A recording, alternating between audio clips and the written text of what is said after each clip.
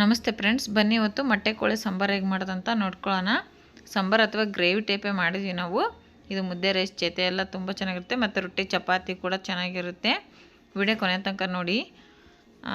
ನೋಡ್ಬೋದು ಇಲ್ಲಿ ನಾವು ಒಂದು 4 ಲೆಗ್ ಪೀಸ್ ಹಾಕ್ಸ್ಕೊಂಬಂದಿದ್ದೀವಿ. ಮತ್ತು ನೋಡಿ ಇಲ್ಲಿ ಮಟನ್ ಬೇರೆ ಇದೆ ಮತ್ತು ಮೊಟ್ಟೆಗಳು ಬೇರೆ ಇಟ್ಟಿದ್ದೀವಿ ಸಪ್ರೇಟಾಗಿ. ಇಲ್ಲಿ ಕೊಬ್ಬರಿ ತೊಗೊಂಡಿದ್ದೀವಿ, ಹಸುಂಠಿ ಬೆಳ್ಳುಳ್ಳಿ ಕೂಡ ತೊಗೊಂಡಿದ್ದೀವಿ, ಹೆಚ್ಚಿಟ್ಕೊಳ್ಳೋಂಥ ಈರುಳ್ಳಿ, ಚಕ್ಕೆ ಏಲಕ್ಕಿ ಲವಂಗ, ಚಿಕನ್ ಮಸಾಲ, ಧನಿಯಾ ಪುಡಿ, ಖಾರದ ಪುಡಿ, ಕೊತ್ತಂಬರಿ ಸೊಪ್ಪು ಕೂಡ ತೊಗೊಂಡಿದ್ದೀವಿ. ಈಗ ಕುಕ್ಕರ ಬಿಸಿ ಇಟ್ಟಿದ್ದೀವಿ. ಸ್ಟವ್ ಹಚ್ಚಿಬಿಟ್ಟು ಕುಕ್ಕರ್ ಬಿಸಿ ಆಗ್ತಿದೆ. ಎಣ್ಣೆ ಹಾಕ್ಕೊಂಡ್ಬಿಟ್ಟು ಎಣ್ಣೆ ಕಾದ ನಂತರ ಈರುಳ್ಳಿ ಕೂಡ ಹಾಕ್ಕೊತಾ ಇದ್ದೀವಿ. ಈರುಳ್ಳಿ ಸ್ವಲ್ಪ ಫ್ರೈ ಮಾಡ್ಕೊಳ್ಳೋಣ. ನೋಡಿ ಇಲ್ಲಿ ಈರುಳ್ಳಿನ ಈ ರೀತಿ ಫ್ರೈ ಮಾಡ್ಕೊಳ್ಳೋಣ. ನಾವಿನ್ನು ಈರುಳ್ಳಿ ಪೇಸ್ಟ್, ಟೊಮೆಟೊ ಪೇಸ್ಟ್ ಕೂಡ ಹಾಕ್ತಾಯಿದ್ದೀವಿ, ರುಬ್ಬಿಟ್ಕೊಂಡಿರೋಂಥದ್ದು. ಅದಕ್ಕೋಸ್ಕರ ಕಮ್ಮಿ ಈರುಳ್ಳಿನ ಇಲ್ಲಿ ಒಗ್ಗರಣೆಗೆ ಹಾಕ್ಕೊಂಡಿದ್ದೀವಿ. ಈಗ ಈರುಳ್ಳಿ ಫ್ರೈ ಆದ ತಕ್ಷಣ ನಾವಿಲ್ಲಿ ಚಿಕನ್ ಹಾಕೋಬೇಕು. ನೋಡ್ಬೋದು ಇಲ್ಲಿ ಚಿಕನ್ ಹಾಕ್ಕೊಂಡ್ಮೇಲೆ ಚೆನ್ನಾಗಿ ಮಿಕ್ಸ್ ಮಾಡ್ಕೋಬೇಕು. ಚಿಕನ್ ಮಾತ್ರ ನೀಟಾಗಿ ತೊಳ್ಕೊಳ್ಳಿ. ನಾವು 4 ಲೆಗ್ ಪೀಸ್ ಕೂಡ ಹಾಕ್ಸ್ಕೊಂಬಂದಿದ್ದೀವಿ. ನೋಡ್ಬೋದು ಇಲ್ಲಿ ನೋಡಿ ಚೆನ್ನಾಗಿ ಫ್ರೈ ಮಾಡ್ಕೋಬೇಕು ಎಣ್ಣೆಲಿ. ಸ್ವಲ್ಪ ಈ ರೀತಿ ಮಿಕ್ಸ್ ಮಾಡ್ತಾ ಸ್ವಲ್ಪ ಪುಡಿ ಉಪ್ಪು ಕೂಡ ಹಾಕ್ಕೊಂಡಿದ್ದೀನಿ. ಮೊಟ್ಟೆನ ಸಾಂಬಾರೆಲ್ಲ ಆದಮೇಲೆ ಲಾಸ್ಟಿಗೆ ಹಾಕಿಬಿಟ್ಟು ಒಂದು ಕುದಿಸ್ಬೇಕು.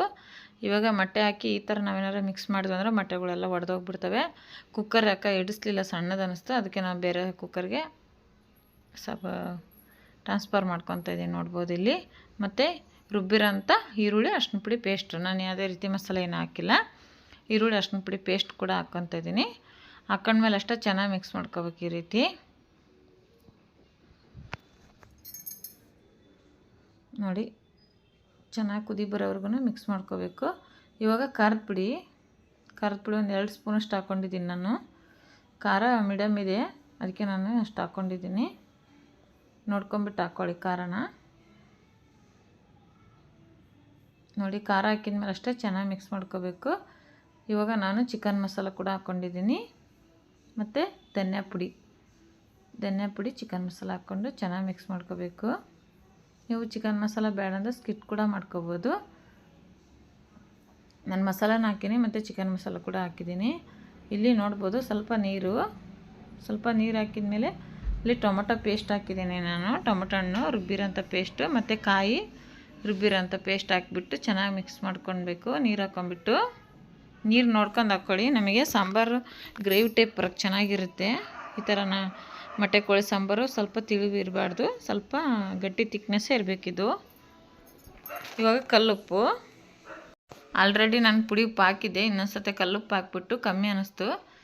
ನೋಡ್ಬೋದು ಸಾಂಬಾರು ತಿಕ್ನೆಸ್ ಹೀಗಿದೆ. ನಾನೀಗ ಕುಕ್ಕರ್ನ ಕ್ಲೋಸ್ ಮಾಡಿ ಒಂದು 4 ಸೀಟಿ ಅಂತೂ ಕೂಗಿಸ್ಕೋಬೇಕು. ಯಾಕಂದರೆ ಇದು ಬೇಯಲ್ಲ, ಬೇಗ ಗಟ್ಟಿ ಇರುತ್ತೆ ಮಟನ್ನು. ಅದಕ್ಕೋಸ್ಕರ ನೋಡ್ಬೋದು ಇಲ್ಲಿ 4 ಸೀಟಿ ಕೂಗಿದೆ.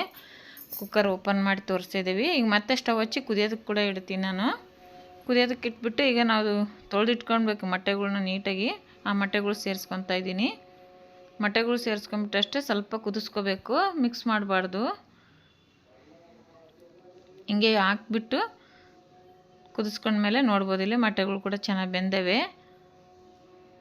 ಇವಾಗ ಒಂದು ಬೌಲ್ಗೆ ಸರ್ವ್ ಮಾಡ್ಕೊಳ್ಳೋಣ ಸಾಂಬಾರನ್ನ. ನೋಡಿ ಇಲ್ಲಿ ಎಷ್ಟು ಸೂಪರಾಗಿ ಬಂದಿತ್ತು ಅಂತ ಹೇಳ್ಬಿಟ್ಟು ನಿಮ್ಗೆ ಹೇಗೆ ಅನ್ನಿಸ್ತು ಅಂತ ಕಮೆಂಟ್ ಮಾಡಿ.